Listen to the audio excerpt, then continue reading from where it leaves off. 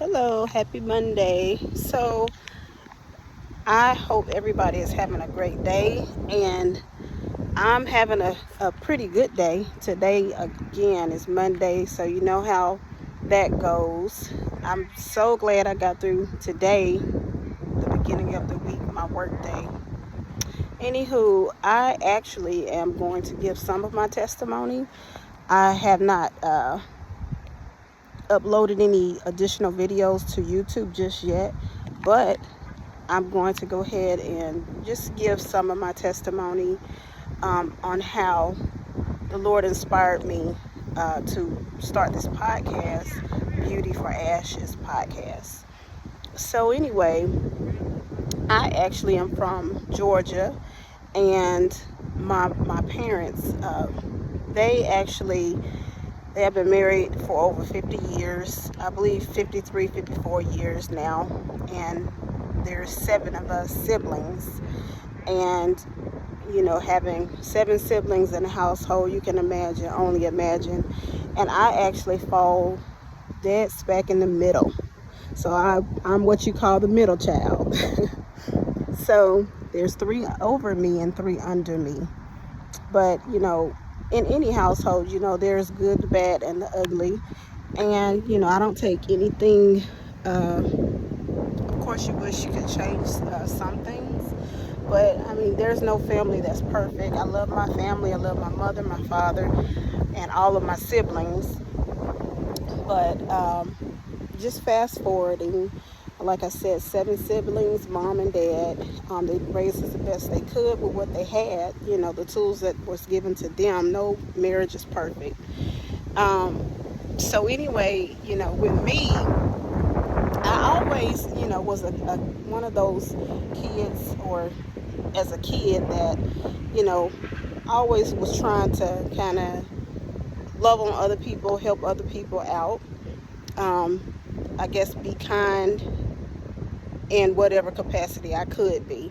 But, as you get older, all kind of emotions happen. And as I developed and got older, different things was going on internally, and I just didn't know how to process those emotions, because in my household, you know, like I said, my mom and my dad, they did the best that they could, really, and not throwing any shade to them, but my mother, she wasn't one that was very affectionate. I know my mom loves me and loved me, but she wasn't one to sit you down and ask you how your day going. It wasn't like that. And as time have gone on, or as time would allow, my mom shared, with me later on, of course, as an adult, that, it basically was passed down. I mean, they weren't a family, the family she came from. I mean, that wasn't a thing that was passed on to her.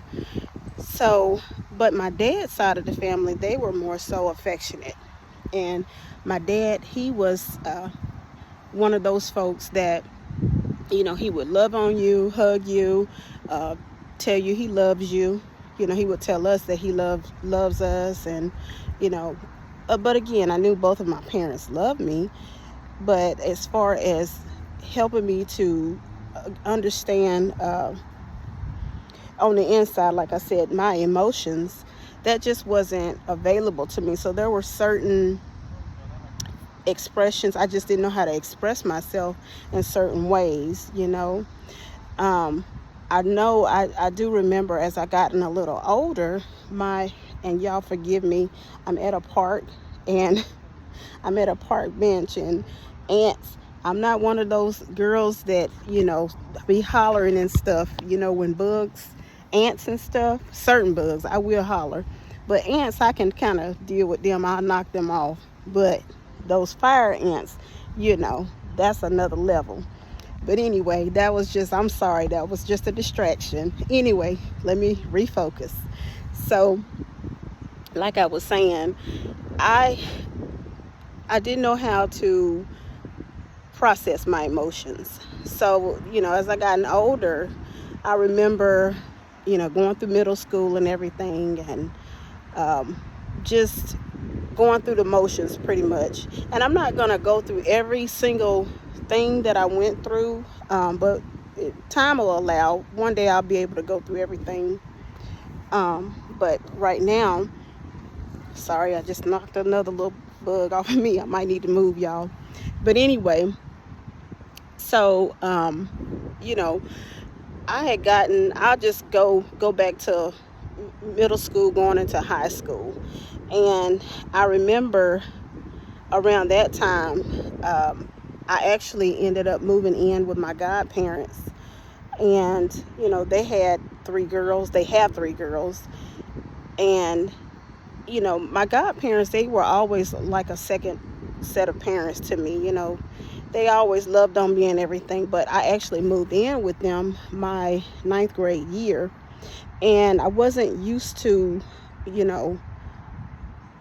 sometimes you could see, family can show you love, but when you don't know how to receive that love, that's a whole nother issue.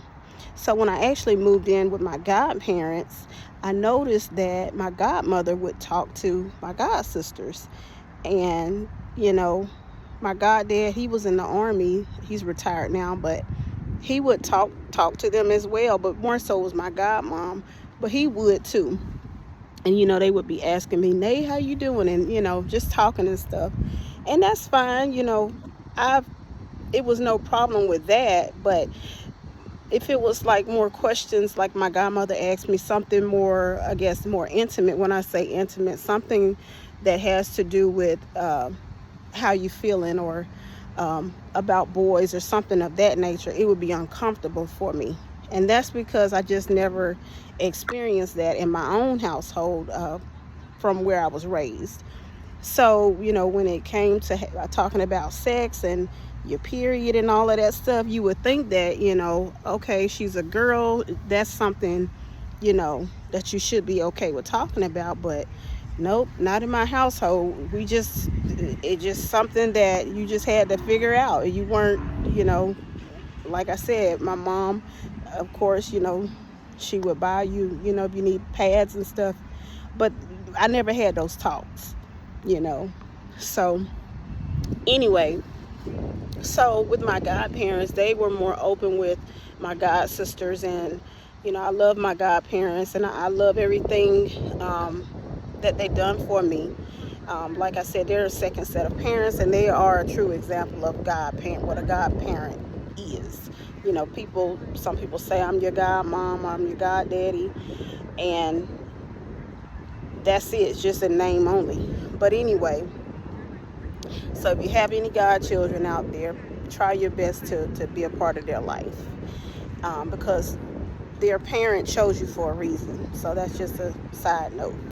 But anyway, so, my god sisters, we would have our little times, our little moments. And I wasn't really quiet, but I was secretive.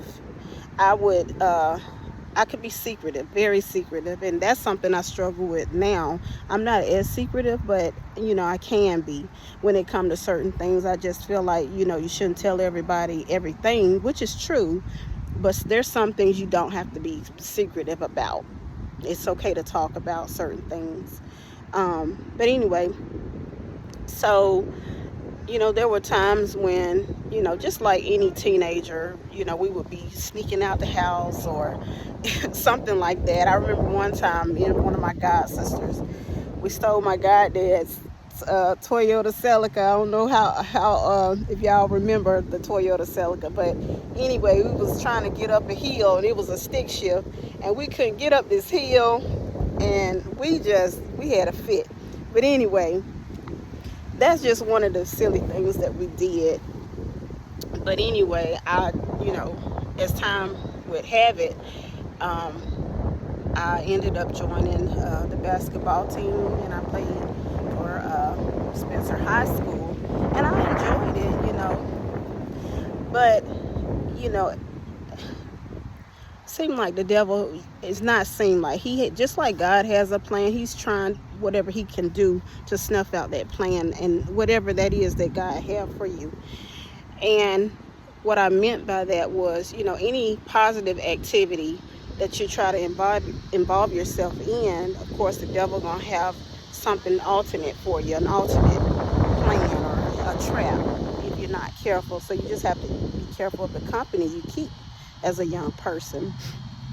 But anyway, so as time went on, I was playing basketball, like I said, and then I ended up getting involved with this boy, and I talked to a couple of boys, but at that point, I wasn't having sex or anything. I was still a virgin, but like I said, I could be sneaky. And so I began to talk to this boy, and at first I didn't like him, but then, I started to like him. And then, everybody say they in love, and I called myself loving him. And this was actually not the first boy I talked to, but this young man, this was the first boy I actually did have sex with. And I was 15 years old, and what ended up happening was I would tell my goddad, I got practice, knowing I didn't have practice. I would take my uniform. I was just doing the most, y'all, just doing the most. I would take my uniforms with me. He'd have to drive way from off post to take me, and I would lie and say I'm going to my friend's house, or I say I got a game. That's what I would say. Anyway, he would take me to my friend's house. Well, it wasn't my friend, it was actually my boyfriend at the time, my oldest son's dad. Now y'all see where this story is going. So anyway, what ended up happening was just, like I said, the devil will take you further than you expect. You're out there sneaking around and doing all this stuff, and I actually ended up pregnant. And so what I ended up doing is going back to my parents' house. My godparents, they were actually my godfather had got another duty station, so he was actually, moving. They were moving, so I was moving back with my parents. So anyway, my mom, I was trying to figure out a way to lie to her to say I'm not pregnant. Now at the time, my godparents, I believe they had already left. So I got pregnant, I think. I'm not certain of like the time period, but I ended up back home with my parents, and I ended up pregnant. But anyway, like I said, I'm not certain about the time period. But what ended up happening was I had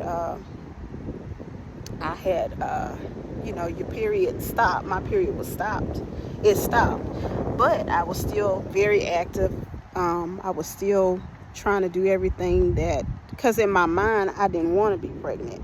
But that was so stupid. Like, you're pregnant, girl. I mean, just get you some prenatal vitamins and go ahead and take care of yourself. But no, I was so silly. I wasn't even thinking my baby could be, I'm hurting my baby by not getting prenatal care. But I just, in my mind, I didn't want to be pregnant.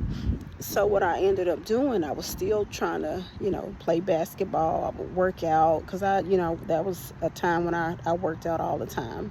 Of course, I wasn't the size that I am now. I was way smaller. But again, I went as far, y'all, as putting anyway, it might be too graphic. Like, your time of the month come and you put the pads in the trash can. Y'all, I was still putting I was doing the foolishness, just doing the most. It just didn't make no sense at all. But anyway, so what ended up happening was my mom, well, not my mom, my godmother had a dream, and she called me. She said, "Nay, I had a dream." She said, "You was hiding behind a door," and she said she said she saw a stomach, or she saw fish. I forgot what happened in that dream, but I remember she said I was hiding behind the door, and I think she asked me, was I having sex? And I said, no, I'm a virgin. I think that's what she asked me.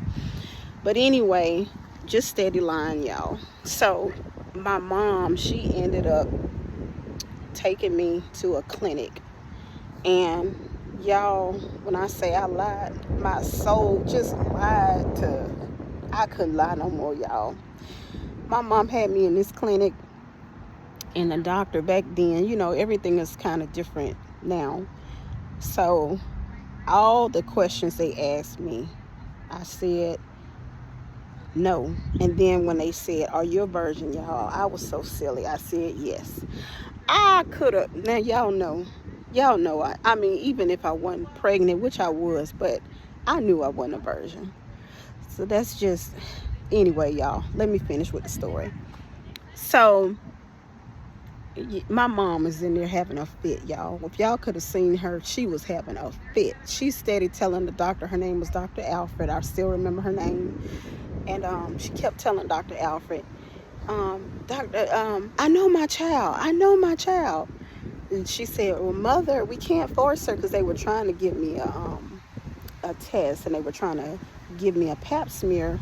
And they were saying, "Well, mom, she's saying she's a virgin." They were saying they can't check her. So I'm just falling out. I'm a virgin, I'm a virgin, I'm a virgin. So finally, y'all, we probably felt like we was in there a whole day. It wasn't a whole day, but it took so long with my foolishness. So finally the doctor got tired of me, y'all. She said, "Come with me." So she took me to the last room. Y'all, this doctor, she said, "Get up there." So I got on the table. She said, "Lay back." I laid back, y'all. She whipped out this, how they measure your stomach. She whipped that measuring tape out. Y'all, she started pressing around on my stomach. Her eyes got big. She said, and then she said, she got I forgot the device where you check the heartbeat. She started messing around on my stomach. She said, "You as pregnant as you wanna be." I said, "Huh?" She said, "You hear that?" I said, "Hear what?" She said, "You don't hear that heartbeat." I said, "That's my heartbeat." Y'all was in there just lying still. I said, "That's my heartbeat." She said, "That's you're pregnant." She said, "You're as pregnant as you want to be. You're about 6.5 months pregnant." And I said, "No, I'm not. I'm a virgin." Y'all, I'm still embarrassed. Still embarrassed by that foolishness. I couldn't, but y'all, I mean, when I say I lied till I couldn't lie no more. So she flew out the office, the room. She said, "Mother, you were right." So she told my mom she was right, and I was pregnant. So y'all, I was 6.5 months pregnant with my son. Thank God he was a healthy baby boy. No issues, nothing. Healthy. He's here by the grace of God. And all because of my foolishness, y'all. Anyway, let me just move on. Fast forward. So, moving forward, time permit, it didn't work out with me and my son's dad. And so I ended up having to go to work. And y'all, by this time, I had gone to the 10th grade, but I actually dropped out of school. I went to, so I completed 9th grade, went to 10th grade, and then I repeated 10th grade. So what ended up happening is I got pregnant again. So by that time, I just felt like it's no use for me even to go. I was embarrassed. By that time, I was 17, and I was pregnant again. It was my mom was telling me that I had to go to, I needed to work. No, she didn't tell me I needed to work. She wasn't pressuring me to work, but I dropped out of school. So that's when I went to work. A friend I had at the time was working at KFC, and she got me a job there. And her mom, on my way to work, she saw me, because her house, their apartments, they lived in these apartments in downtown Columbus at the time, called Liberty Gardens. And she saw me going across this fence. And she said she looked at me, and she noticed that I was wide. She said my hips was wide, and I was pregnant again with my second child. So it was like some ongoing things in between. Like I said, so I ended up dropping out of high school.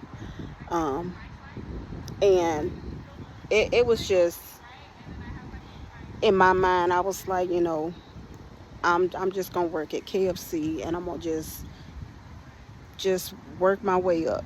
You know, that is what my mindset was, y'all. I just felt like I couldn't do no better. That was, it is what it is. Now, in the back of my mind, I always wanted to go back to school, but because of what I was going through and what I had gone through, I just felt like it just wasn't attainable. Why I felt that way? That's just, I had allowed the devil to allow me to just kind of sit in that negative uh, mindset. So, anyway, fast forward. So, my son, I had him 97, and being in 99, I got pregnant again, y'all, and I was still at KFC. So I ended up meeting my youngest son's dad at KFC, and he was, a nice guy. And you can't just look at somebody. I'm not throwing. We are well past, what we've gone through in our life, but I have to share my testimony. And I talked to him, and out of respect, I said, look, I've got to give my testimony. I explained to him I have to be transparent. I mean, what are we doing if we're not being transparent? There's no need to not be. I could help somebody. God could use my testimony and my ashes that he gave me, and he made something beautiful out of my ashes. He can help somebody. So anyway, it's not how you start, it's how you finish. It's a process. So anyway, met him at KFC, and he ended up quitting. So we ended up together, and he had a daughter at the time. He just had one child. So anyway, we ended up, ended up moving in with him and his mom and his sister, because my mom, she was telling me, you're not going to keep going back and forth like this. Now, I wasn't a person that just ran the streets, but it still don't make it right. You still have to respect your parents' house. So whether you run the streets or not, whether you don't club, whatever, you could be quiet as a church mouse. You live in your parents' house, or whoever you live with, you have to respect their home. And I just was trying to do what I wanted to do. I was going out, sleeping with him and just going back and forth. Anyway, so I ended up moving out my parents' house, and I got pregnant with my youngest son. And it was okay at first. When I say okay, you're young, you don't know what life is about. There are some young people that they have a good head on their shoulders. But anyway, there were some things that, thank God he helped me through, but there's a lot that I just needed help with. And so anyway, we ended up moving out his mom's house and moved into a housing project. So I had gotten an apartment. I moved into the apartment, so then he moved in with me out his mom's house. So, I noticed, even before we moved in together, I noticed he was jealous, like very extremely jealous and very controlling. And at first it wasn't too, like, no jealousy.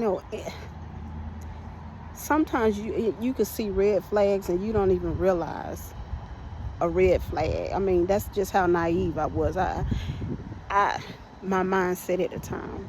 But anyway, so I moved. We moved into this apartment. I was pregnant with my youngest son. He's 25 now, and moved into this apartment. And I noticed when I moved in, y'all, I promise y'all, why this happened, I don't know why God let me see this. This lady, it was a girl actually, she just opened my door casually like she lived there. And her mind was gone. She was checked out. Her hair was flying all over the place, like she was staring out off into space somewhere. And I was scared. I was pregnant, and I mean, I was all the way. When I say all, I was close to having my son. So I'm like, "How you doing?" I was trying to be careful, and she just started talking. She said, "I'm sorry," just like this, y'all. Like I'm not even. She said, "I'm sorry." She said, "I had a nervous." It's like she took everything in her. She said, "I had a nervous breakdown," and then she looked around, and then she walked out. She lived across from me. Why God allowed me that to happen, I don't know. But I'm now just thinking back on it. It's by the mercy and grace of God. Because some years later, y'all, that's a whole nother testimony. The Lord allowed me one day to experience that one day. But anyway, I'm going to keep going. So, me and my son's dad, we moved into this apartment. And like I said, he just was very, very jealous, possessive. I had, by then, I had my son. And I had it's like he tried to isolate me from my family. Now, me and my family are close. When I say we are close, we are close. Um, no family is perfect, but we love each other. And even if we have our moments, we gonna make up. I mean, that's just family. So he was jealous of everything. I mean, he didn't want me to put clothes on. When I say to put clothes on, I mean like get dressed. Like I I don't know what was going on in his mind, but anyway, didn't want me. Now my hair not done right now, y'all. It's just up in the ponytail. But back then, this would have been too much for him to handle. Just a throwed up. I mean, y'all, when I say me and my sister, we make jokes about women that walk around with bonnets on their head. But I mean, it is what it is. Our mom, she have fit. We go out the house with a bonnet on our head or with a headscarf just throwed up there. That's just how we were raised. So if somebody wasn't raised like that, it's no shade to you. That's just how I was raised. So anyway, so um yeah, so he was just overly possessive and jealous. So as time would allow, um I start feeling a certain way. Like I just felt like I was scared of him. I start feeling like because number one, again, the jealous spirit, the possessiveness, that just, and I did love him at the time, but was it really love? I mean, I'll say I won't say I never did love him. I did at one point at that time, but it turned to, it ended up turning to hate. I despised him because I felt like he tried to, I don't know what he was trying to do besides control. Just he was just overly possessive and jealous. So anyway, he ended up, he wouldn't keep a job. Every time you turn around, he would quit. He just would quit. It's not because he couldn't work. He just didn't want to work. All he wanted to do was play video games, and I just hated it. I despised the video game. And I was like, I work sun up. I get up, I go to work. The boys come home. It's like the house just looked like, sorry, y'all, that was another ant. The house just looked like, have y'all heard the term hell in a handbasket? That's what it looked like. When I say that, like clothes just all over the place. And he just sitting there playing the game. Got a cup of something to drink. I mean, he didn't drink alcohol. That was a blessing. It would have been far worse, I think, if he had done drugs or alcohol. But anyway, so yeah, so I just got tired of that, and I was like, this man, he don't want to work, he don't want to do nothing. And ladies, sometimes we put up with a lot, especially if you think that's the norm. And I'm saying think that's the norm. If you see, like I said, my household wasn't perfect, but I know my mom put up with a lot. And I'm not saying my dad didn't put up with a lot, because it go both ways. But I just, but my dad never did, my dad was a hardworking man. So I'm not going to even bash my dad or anything like that. But like I said, no household is perfect. But anyway, going back to my son's dad. So, I mean, he just would not keep a job. So anyway, I got to the place where I just was like, I don't think I want to be with him anymore. But I don't know. It's like I was fearful. I remember fearful of him. I remember one time my dad, he had wanted to talk to us. And we went over there. My dad, he's a quiet man by nature. Unless he, when he was in his prime. Now, if he got well, it was like his joy juice, but it wasn't joy juice. But if he got his drink in him, he gonna cut up. But when he wasn't drinking, my dad is a quiet man, very extremely quiet. But he has a lot of wisdom. I love my dad, and he has a lot of wisdom. And he's not one of those people that just, you have to like kind of be having a conversation, but he has a lot of knowledge. And my dad's life story is a whole nother testimony. But anyway, so he sat us down and he talked to us. He just straight up told us, how he felt about our relationship. And he told me while he was, my son's dad was sitting there, I'll be here when she get ready to come back. I forgot exactly the words, how he put it, but my dad, he's not one to get in, he's not a person to get in your business, but he'll say, if he feel like he want to say something, he'll say it. So we had that conversation, and some time passed. Anyway, what ended up happening is my son's